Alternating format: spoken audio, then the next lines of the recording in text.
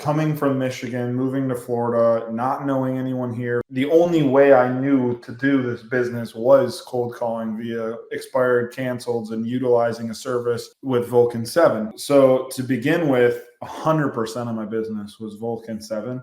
And I would still argue 100% of it being from that, because how I built, but indirectly it is because I didn't have a sphere of influence here. How I built my sphere of influence in Florida was Vulcan7. So let me get this straight. You moved from a new market, right?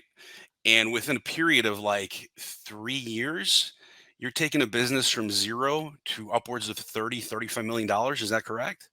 Yeah, actually, my busiest year, 2022, was I did 41 million in sales. I was ranked in Palm Beach County, and I've surpassed just now 110 million in career sales. I started in real estate was March 5th of 2019, and here we are, March, 11th of 2024. So just now, 5 years ago, 110 million in sales. Vulcan7 has made a difference in my business. So that's how I've built my business, and that's what I was taught from the top producer that I started off with in the business.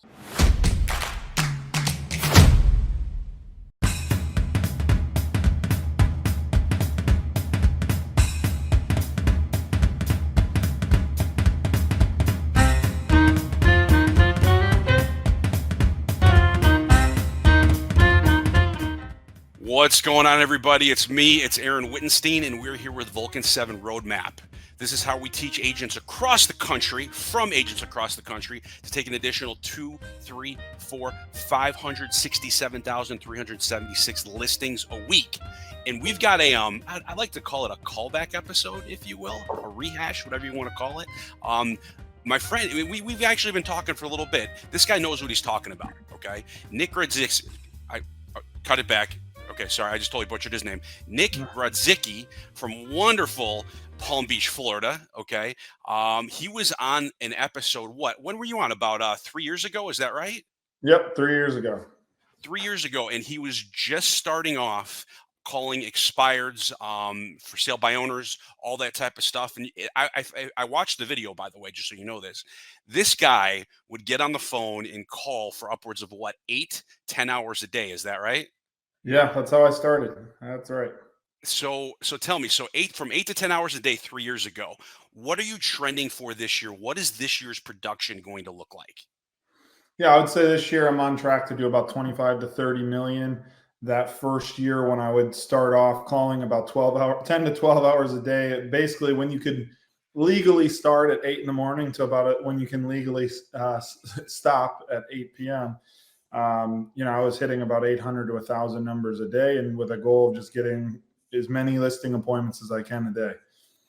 All right, so let me ask you this: from where you were then, okay, you're green behind the ear. Okay, you're doing 12 hours worth of calling, which is just, if you guys don't realize that doing that on a regular basis without burning out is something, amazing unto itself. Do you need to put in that same production right now, time-wise, or are you much more streamlined with what you're doing where you could do the same amount of work in a less period of time? I would say definitely more streamlined now. And I'm also more focused now. 3 years ago when you had me on the show, which I found to be, the more focused, the more business you start to get with your referrals and everything like that. But 3 years ago when I was on the show, I was newer to South Florida. I moved to Miami in 2019 from Michigan without knowing anything about real estate to join a team down here and learn the business. And this was their guidance to get on Vulcan7. But at first, I had Vulcan7 set up from South Miami all the way to Jupiter, the whole coastline of South Florida. And as I gained more and more business to streamline it, I kept shrinking it where I wanted to focus and where my, sales were, which ultimately led me from Miami to just really hyper-focused on the Palm Beach market. So let me get this straight. You moved from a new market, right? And within a period of like 3 years, you're taking a business from zero to upwards of $35 million. Is that correct? Yeah, actually, my busiest year, 2022, was I did 41 million in sales. I was ranked in Palm Beach County, and I'm just now I've surpassed just now 110 million in career sales. The day I started in real estate was March 5th of 2019. And here we are, March, 11th of 2024. So just now, 5 years ago, 110 million in sales. That's amazing. That's amazing. And I mean, so let me ask you this, with doing the expireds and the for sale by owners and, all that type of stuff, how much, what's the word I'm looking for here? Discipline came from utilizing, the system, Vulcan 7 and, all that type of stuff. Where did that discipline come from? How much of like the current business that you have coming in right now is from those disciplines that you put yourself in place of calling for 8 to 12 hours a day and having those systems in place? I mean, to be honest with you, coming from Michigan, moving to Florida, not knowing anyone here, family, friends, the only way I knew to do this business was cold calling via expired cancels and utilizing a service with Vulcan 7. So to begin with, 100% of my business was Vulcan 7. And I would still argue 100% of it being from that, because how I built, obviously it's not all direct Vulcan 7 now, but indirectly it is, because I didn't have a sphere of influence here. How I built my sphere of influence in Florida was Vulcan 7. And then now there was referrals coming from that sphere that was ultimately built from Vulcan is now coming from them. So honestly, I owe, obviously I put in the time and hard work and the effort, but I owe my success to the data and the accuracy that Vulcan provides, because there's a lot of service providers out there. And I tried a lot of different ones the first couple of years in the business. Not going to name competitors here, but I tried a lot of them, and Vulcan 7, hands down had the most accuracy for data. And see, I think that's very interesting because what people don't realize is when you're a prospector by nature, you then get the referrals that come from the prospecting that you do, right?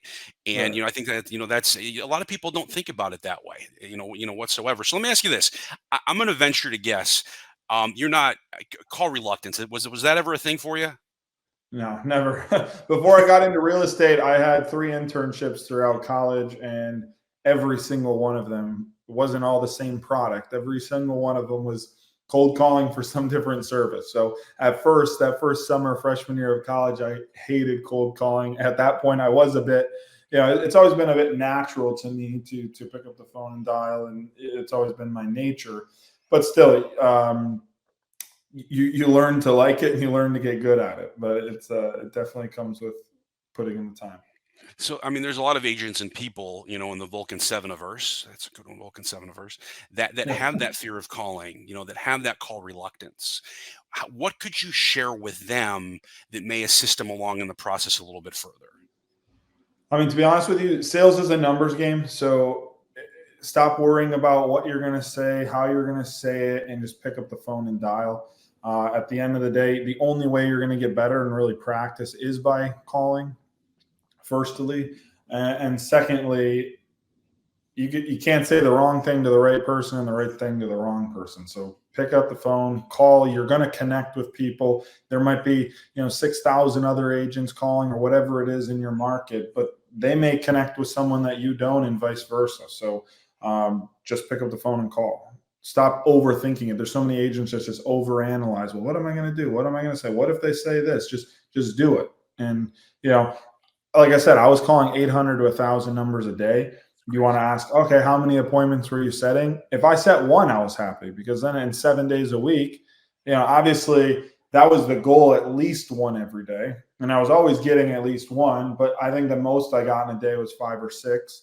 But if you got one, that's 7 in a week. If half of them cancel, that's 3. And if you only get one of those 3, 33%, that's still one new listing a week. That's 4 a month, 52 in a year. So it doesn't sound like a lot when you're calling that many numbers, but you're not having to manually dial them. I use the dialer that Vulcan provides, and you can be doing other things while it's dialing. And then when it clicks over, click on the tab and, look at what the property is. And you don't have to overly research the property either. I feel so many agents, and, even my office, that when they do this, they want to research every expired for 5-10 minutes beforehand. You don't need to do that. You might not even get a hold of that person.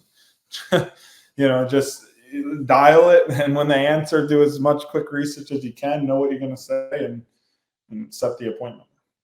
It's funny when you rambled off those numbers. You're a man after my own heart, by the way, because my numbers are very, very similar. Is the best way to put it. Is the way that I think about it over that way.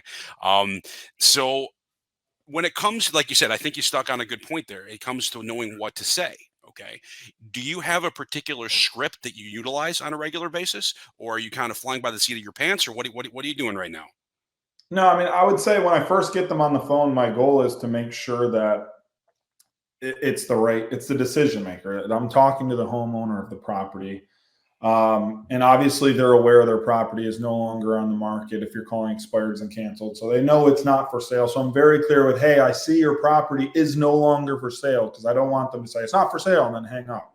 I see your property is no longer for sale. I'm looking to get in contact with, Mr. Smith or whoever the homeowner is. And then my first goal is to really find out what plans do they have with the property moving forward? Why was it on the market? Like, what are they looking to do with the property? What plans do they have? And then secondly, I like to kind of reiterate the fact that I heard them, kind of repeat a little bit what they said, show them that I'm listening. And then I'm trying to find out what motivation do they have? Like, what is the real reason? So, I find out first what plans they want to do with the property. And second, why do they want to have these plans? Like, are they downsizing? Is it a different job? Is it for the kids' school? Whatever it may be. Then I give them a little pitch on Compass and myself, but not too long. And I kind of, interrupt myself, stop, and, and say, hey, why don't we do this? Let me get your number, or let me get your email. I'll send you some brief information on us. Right now I'm just a stranger to you, but let me send you some information, what houses we've sold in the area. And if you don't have any houses that you've personally sold in the area, send them like some that your brokerage firm sold in the area. And then I go into, all right, I'll send you over an email. Why don't we do this? I'm actually going to be in the area tomorrow. Does 2 o'clock or 4 p.m. work better? I'd like to swing by and put a face to the name. And to be honest, most of the time, don't get discouraged. For those of you who are listening, most of the time they don't agree to an appointment on that first cold call that you make to them. It really comes down to the follow-up and staying organized with that, because if you're calling 800 to 1,000 people a day and you have no system or structure in place for the follow-up, you're really just spinning your wheels and hoping that you're going to get one that day. But most of my appointments came from that second or third call. It's, I like to think of it like you go to the arcade, you're putting those coins in the machine. Those first 10 coins you put in aren't falling off, but eventually they build up enough and then 10 drop off. And that's how you hit those days with 6 appointments. It's just so. So I know from what I looked at is you have a little bit of a higher price point. Is that kind of what you're looking for right now, or what does that look like? Yeah, so my largest sale so far was 14.7 million. 14.7 million. Yeah, I focus anything residential real estate, anything $1 million and above. Obviously, if a family or friend calls me and says, "Hey, can you help out so and so?" I'm not going to turn away business. But when it comes to utilizing Vulcan 7, prospecting new business, and really focusing where do I want to grow my business, it's definitely the luxury market, $1 million and above. Yeah, time is money. So there's more money behind the $1 million deals. So let me ask you this, because I think there's a lot of people that get nervous. They see seven numbers, and they kind of tremble a little bit over that way. Mhm. Um, from your experience, is it an easier phone call or a more challenging phone call to call those higher priced properties? To be honest with you, I think those deals in general are easier from start to finish. I think, a lot of agents that call me and say, "Hey, I want to get in the luxury market. How'd you do it?" And I said, "Well, look, I was 24." They're like, "Well, I think I want to start with, selling the 100 and 200s, the 300s, then work my way up." And I always tell them that that's the wrong approach. From the beginning, I always, even if it took me a little longer to get that first deal, that's the better approach. If you want to sell Rolls Royce, don't start off selling Toyotas and then work your way up in the dealerships. Go to Rolls Royce and get the job. And if it takes you a few months longer to get the job, start there. And then that's what you become known as. Once you're known as the $200,000, $300,000, $400,000 guy, then their friends and family are going to be $200,000, $300,000, $400 people, or $1,000, home buyers. And then you're kind of stuck in that market. And it's hard to kind of get out of that and creep up. So I would definitely say start off in the luxury. And as far as the easiness of, the process, it's definitely, I found it to be easier because they don't have, problems qualifying for a mortgage. Most of the time they're paying cash only, or, they're more hands off because this is their third home they're selling, and they have a big business in New York that they're running, and they're like, I don't want to deal with it. You're the professional, handle the property, as opposed to the $300,000 seller where they want to know every little detail because it's their biggest prized asset that that they live in, and even showing the houses when you're representing a seller when they're in New York, and they're just, hey, handle the project. Obviously, you have to be respectful and give them any and all feedback, as much showing notice as possible, but they're not living in the house day to day a lot of the times, so I find it to be easier. And see, that's like I said, from my experience, you know what I mean, from making phone calls, the more expensive, the easier they are, because number two is, I would have ventured to guess they're not getting as many phone calls as some of the lower price ones, right? Right, exactly, because more people are scared to call them, so they're not getting hit as much. Also, some of these higher price points are buried in LLCs, so you got to kind of dig a little bit more number to get to the property owner. But yeah. Interesting. So let me ask you this. I always, with high level people, I always like to role play a little bit. Would you be game for a quick role play? Would you be open to Yeah, calling sure. me? All right, Yeah. cool, cool. All right, I won't be super difficult, but I'll be moderately difficult with you. Okay, So yeah, got to get on my sales hat. there we go. Put the hat on right now. All right, man. Give me give me your best, okay? All right. Ring, ring. Hello. Hi there. This is Nick. I'm looking to get in contact with Dave. Yeah, this is Dave. Are you a realtor? Hey, Dave. Look, I'm actually giving you a call. I saw your property here on Sesame Street, 123 Sesame Street, recently come off the market, and it's no longer for sale. I was just giving you a call to see what plans you have for that property. I think right now it was on the market with Sally Mae, and we're just going to sit on it for right now until the market, maybe I don't know, picks up a little bit or something. So, Okay. So you were originally looking to sell the property, and you had it listed with an agent. Just out of curiosity, what's the reason that you're looking to sell the property? it's a second home, and we'd like to cash out eventually and invest it into crypto. Okay. It's a good move a couple of years ago. No, it's a lot of clients have done that.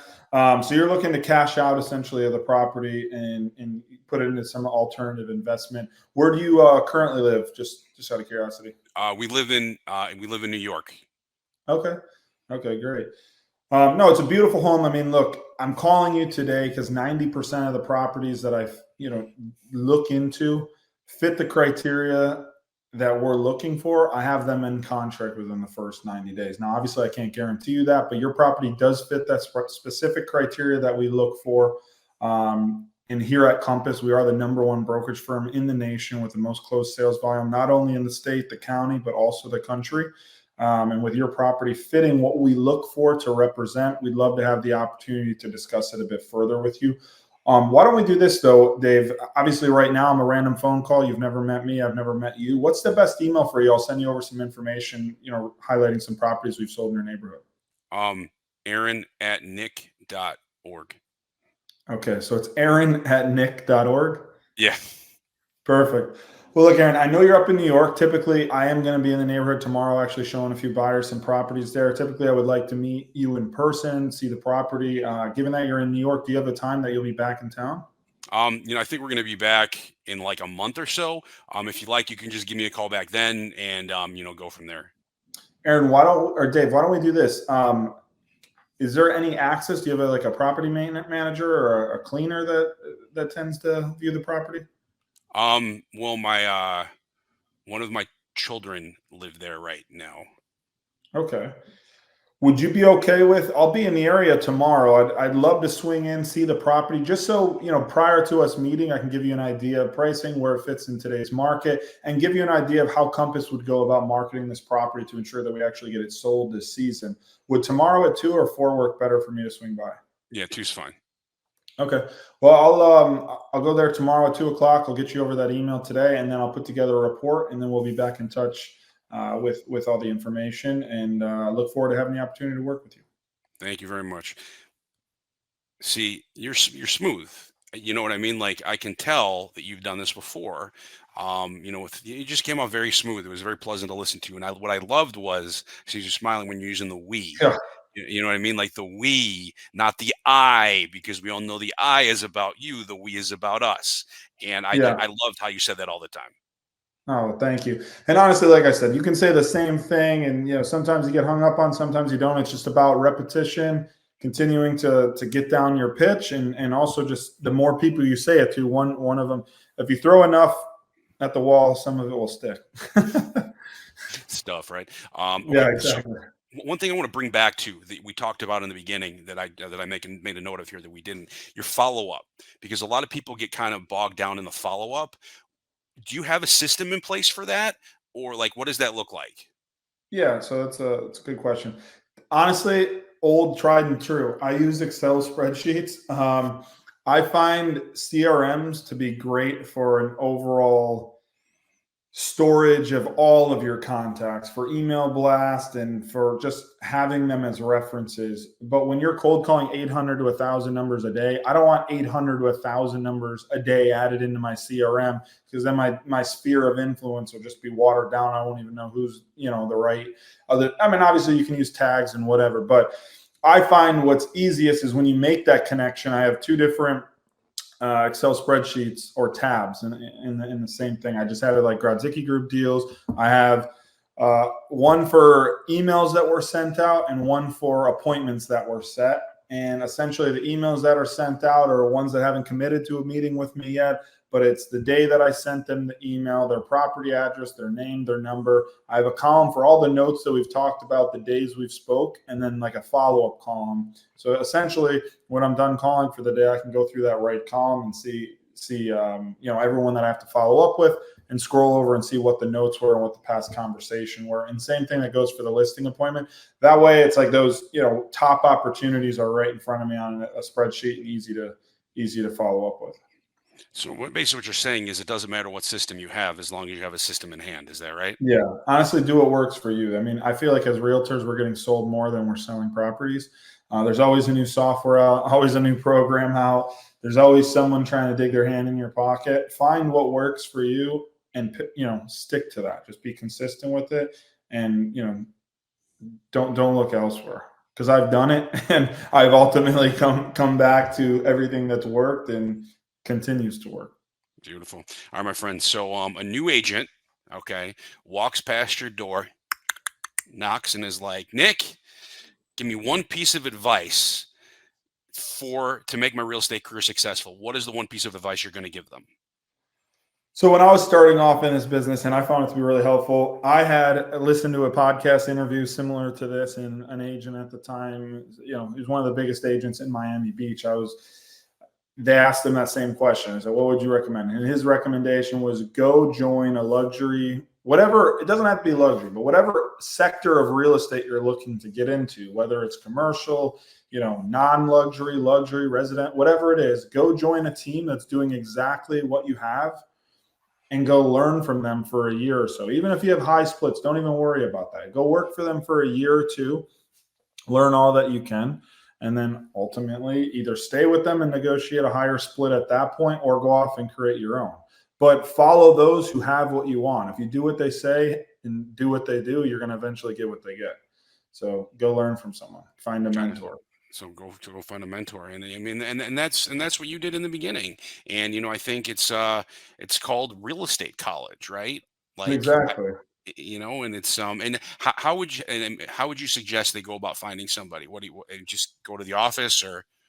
To be honest with you, so for me, also, I looked at $1 Million Listing, and I was reaching out on Instagram to all the top $1 Million Listing brokers from that TV show, which is who I ultimately ended up working for. But another good way of doing it is if you go to realtrends.com and you look at all the top producing agents by teams, individuals, they break it down. So, maybe you want to be on a large team, maybe you want to work with one or two people, but look at in your market who the top agents are for what you're looking to do.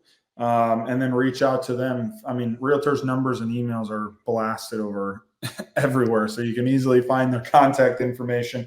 And what they want to see, these top producers, is like follow up, because you're not going to be successful in real estate if you can't follow up. everyone can send that initial email. Everyone can send that initial call. But they want to see that you have the rhino skin to keep following up and calling back, even if they're ignoring you. Some of them do that intentionally just to see, hey, is this guy going to be able to follow up with the leads that I'm paying for and handing over? And know what you want from the team too. Do you want to join a team that's going to give you guidance? Do you want to join a team that's going to give you leads, but they're, the top guy's never going to be there?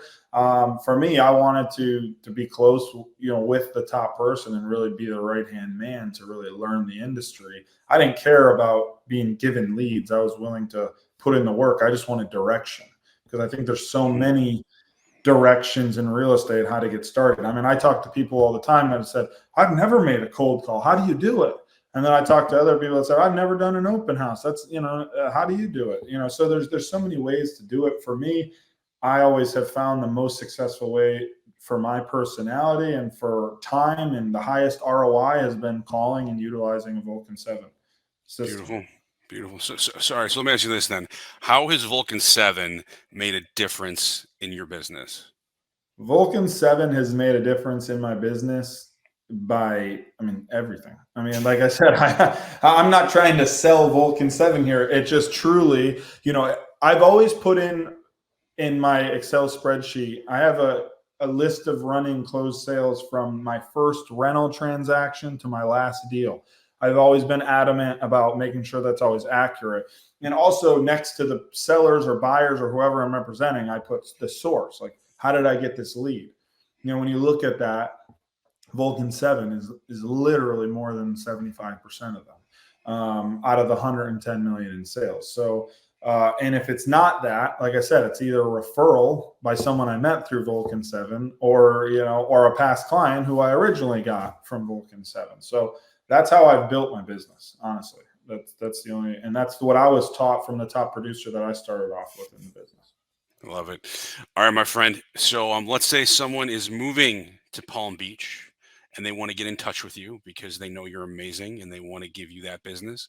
What is the best way for that agent to get in touch with you for a particular referral? I would say call, text, email, whatever their preferred contact method is. I would say definitely by phone or email as opposed to social media. But I do that too. So what do you see? That just Google your name, get your number, and then get in touch with you, right? Yep, exactly. And for those that are listening, 561-888-3774. That's the best way to contact me. There we go. All right, my friend. Well, here's the thing, man, is what you have done in 3 years is amazing. I am looking forward to interviewing you again in 3 years, which would be 2027. Okay. We're going to redo this in 3 years. All right. And you're going to be doing like $1 billion in business. All right. And other than that, man, thank you so much for being here. I genuinely appreciate it. Can't think of the word I'm looking for here. I'm so excited. What you've done is what you've done is amazing. Keep up the good work. And like I said, there's so many more things coming for you. Thank you so much, Nick. Aaron, Dave, whatever you go by, it's been it's been a pleasure to be on the show again too, and it's been fun to grow my business alongside Vulcan7 and to be able to come back and reshare what I've learned and just be on the show. So thank you so much for having me. I appreciate it and looking forward to continued success and doing business together. All right, my friend. Take care. Thank you, everybody. Bye-bye.